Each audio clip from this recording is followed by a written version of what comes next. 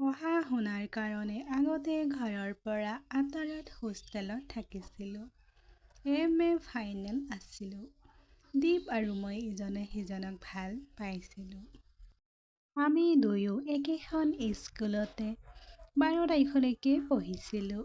তাৰ পিছত আমি কলেজীয়া পঢ়াৰ বাবে চহৰলৈ আহিছিলোঁ।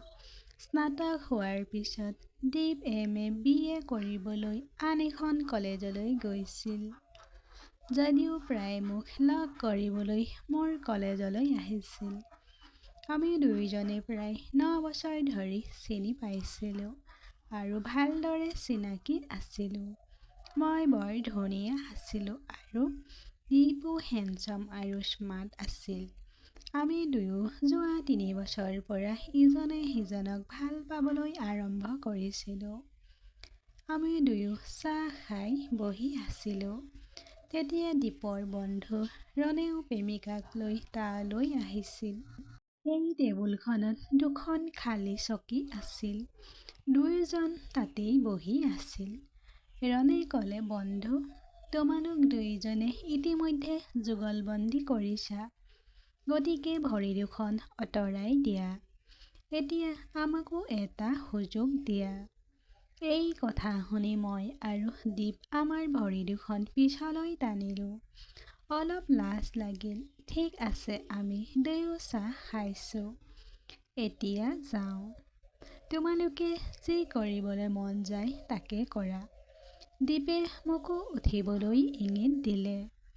খোজ কাঢ়ি গৈ থাকোঁতে দীপে মোক সুধিলে, আজি সন্ধিয়া চিনেমা চাবলৈ যাব পাৰিবানে? হয়, মই পাৰিম।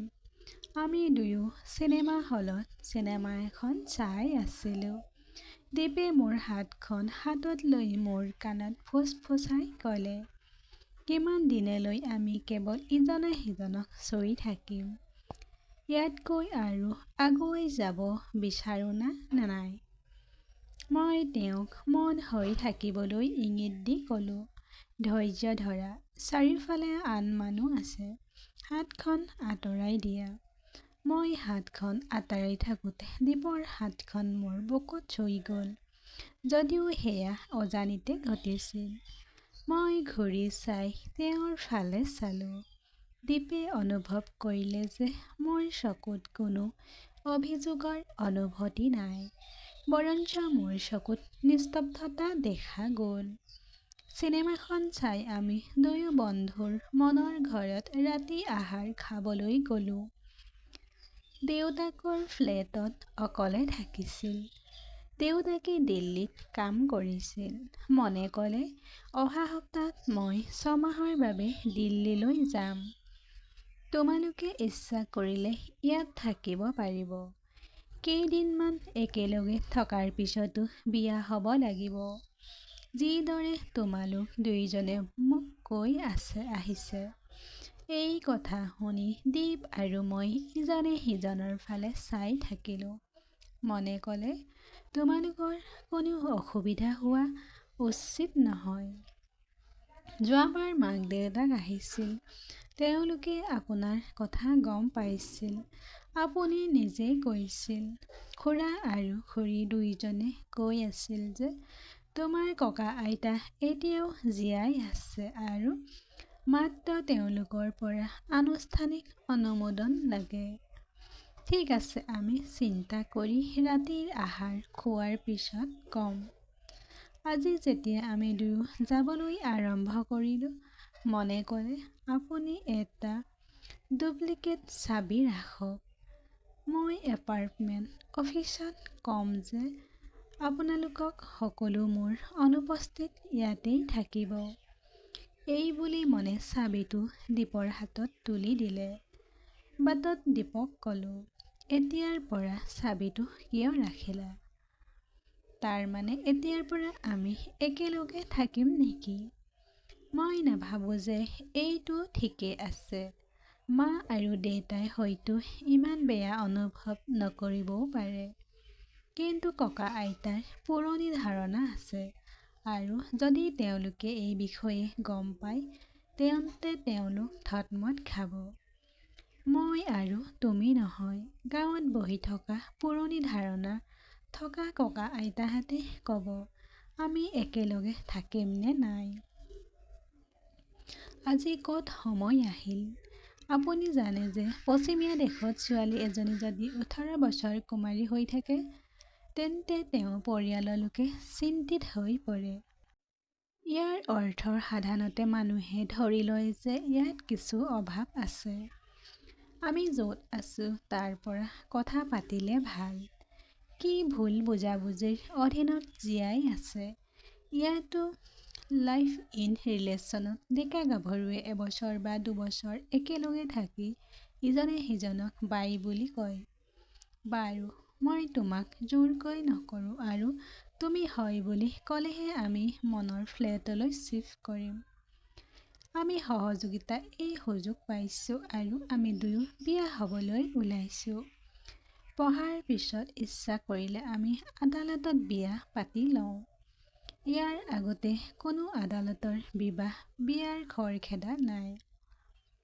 যেতিয়াই হ'ব, পৰম্পৰাগত বিবাহ হ'ব। মই স্পষ্টকৈ ক'লোঁ। এসপ্তাহ ধৰি বহুত জোৰ-জবস্তি কৰি দীপৰ লগত মনৰ ফ্লেটলৈ আহিলোঁ। আমাৰ দুয়োৰে সুকীয়া কোঠা আছিল।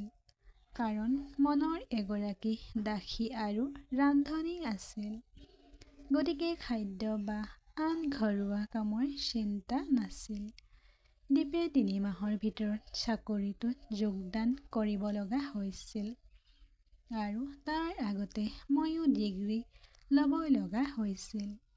দীপ আৰু মই গভীৰ নিশালৈকে একেলগে কথা পাতিছিলোঁ আৰু তাৰ পিছত নিজৰ নিজৰ কোঠাত শুইছিলোঁ। লাহে লাহে আমি দুয়ো ঘনিষ্ঠ হৈ পৰিলোঁ। এতিয়া দীপে মোৰ চুলিৰ লগত খেলিবলৈ আৰম্ভ কৰিছিল। কেতিয়াবা মোৰো গালত মৰম কৰিছিল। এই সকলোবোৰ আমাৰ দুয়োৰে ভাল লাগিলেহেঁতেন। কিন্তু এদিন আমাৰ দুয়োৰে ধৈৰ্য হাৰ মানিলে। কথা পাতি থাকোঁতেই দীপে মোক কোলাত লৈ মোৰ গালত চুমা খাবলৈ ধৰিলে। ময়ো নিজকে ৰখাব নোৱাৰি দীপক সাবটি ধৰিলোঁ। তাৰ পিছত লাহে লাহে আমি এক হৈ পৰিলোঁ। এবাৰ ধৈৰ্য্যৰ মাথৰিটো ভাঙি গ'ল। আমি দুয়োকে বানত উটুৱাই লৈ গ'লোঁ। কিছুদিনৰ পাছত মই ক'লোঁ, দীপ, যোৱা কেইদিনমানৰ পৰা মোৰ পেটৰ তলৰ অংশত বিষ হৈ আছে। কেতিয়াবা অত্যাধিক হৈ পৰে। চিকিৎসকৰ ওচৰলৈ যাওঁ। মই অকলে নাযাওঁ। আমিও আহিব লাগিব। তুমি আহিব লাগিব। এতিয়া মোক লেডি ডক্টৰৰ ওচৰলৈ ক'লৈ লৈ যাবা? তেনেহ'লে হওক, ময়ো নাযাওঁ।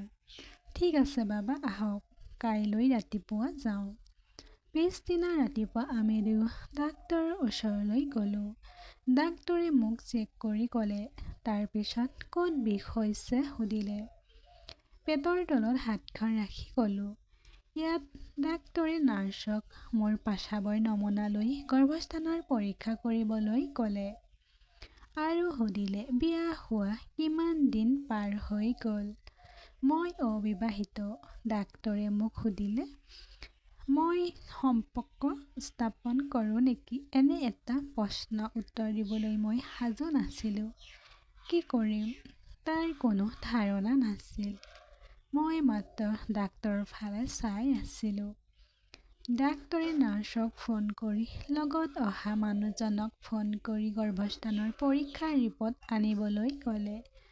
দীপ কেবিনলৈ আহিলে। ডাক্তৰে সুধিলে। ৰোগীয়ে কয় যে তাই অবিবাহিত কিন্তু মই যেতিয়া যৌনতাৰ কথা সুধিলোঁ তাই একো ক'ব পৰা নাই। ডাক্তৰক সঁচা কথা ক'ব লাগে, তেতিয়াহে চিকিৎসা সঠিক হ'ব।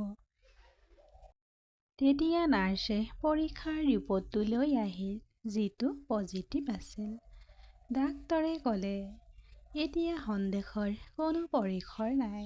ৰীমা, তুমি গৰ্ভৱতী। অৰ্থাৎ তোমালোক দুয়োৰে অবিবাহিত, কিন্তু শাৰীৰিক সম্পৰ্ক আছে। দীপ আৰু মই দুয়োজনে এইটো অসম্ভৱ বুলি পাইছিলোঁ। আমাৰ সম্পৰ্ক আছিল যদিও নিৰাপত্তাৰ সম্পৰ্ক যত্ন লৈছিলোঁ। দীপে মোৰ ফালে চাই আছিল। মই অবিৰতভাৱে মূৰটো জোকাৰি আছিলোঁ। নহয় বুলি ইংগিত দি দীপৰো মোক সন্দেহ কৰাৰ কোনো কাৰণ নাছিল। দীপে ডাক্তৰক ক'লে যে আমি ফিজিকেল কৰিলেও মই এই ৰিপৰ্টক বিশ্বাস নকৰোঁ। ঠিক আছে, মই আকৌ টেষ্টটো কৰি দিম বা ওচৰৰ আন এটা লেবলৈ পঠাম। যদি তোমালোকে মোক বিশ্বাস নকৰা, ডাক্তৰে ক'লে। নহয় ডাক্তৰ, আমি আপোনাক বিশ্বাস কৰাৰ পিছতহে আপোনাৰ ওচৰলৈ আহিছোঁ। তথাপিও আপুনি আৰু এবাৰ পৰীক্ষাটো কৰি দিলে ভাল আছিল। ডাক্তৰে নাৰ্ছক ফোন কৰি পুনৰ প্ৰস্ৰাৱৰ নমুনা পৰীক্ষা কৰিবলৈ ক'লে। নাৰ্ছজনী অলপ আচৰিত হ'ল। হাতত থকা ৰিপৰ্টটো পঢ়ি তাই ক্ষমা কৰিব বুলি ক'লে। এই পৰীক্ষাটো তাইৰ নহয়, আন এজন ৰোগীৰ। আচলতে দুয়োৰে প্ৰথম নাম একে আৰু উপাধিটোত মাত্ৰ এটা আখৰ পাৰ্থক্য আছে। মোৰ ভুল হ'ল। এতিয়াই তেওঁলোকৰ ৰিপৰ্ট লৈ আহিছোঁ। এই কথা শুনি দীপ আৰু মই সকাহ পালোঁ। নাৰ্ছে মোৰ ৰিপৰ্টটো লৈ আহিছিল, যিটো নিগেটিভ আছিল। তেতিয়া ডাক্তৰে দীপক ক'লে যে তুমি বাহিৰলৈ যোৱা, মই আকৌ চেক কৰিম। মোক বিচনাত শুৱাই দিলে আৰু মোক চেক কৰিলে। তাৰ পিছত ডাক্তৰে দীপক ভিতৰলৈ মাতি ক'লে, কোনো সমস্যা নাই। পেটৰ বাওঁফালে ফুলিছে। মই ঔষধ প্ৰেছক্ৰিপশ্যন দিম। আশা কৰোঁ দুসপ্তাহৰ পিছত সকাহ পাব। যাওঁতেই ডাক্তৰক ধন্যবাদ দিলোঁ। দীপ আৰু মই আমাৰ তাৎক্ষণিক সমস্যাৰ সমাধান বিচাৰি পাইছিলোঁ। দুয়ো আনন্দেৰে আমাৰ ফ্লেটলৈ গৈ সকাহৰ সমনীয়া এটা মাৰিলোঁ। কাহিনীটো শুনি ভাল লাগিলে লাইক, কমেণ্ট, শ্বেয়াৰ আৰু ছাবস্ক্ৰাইব কৰি দিব।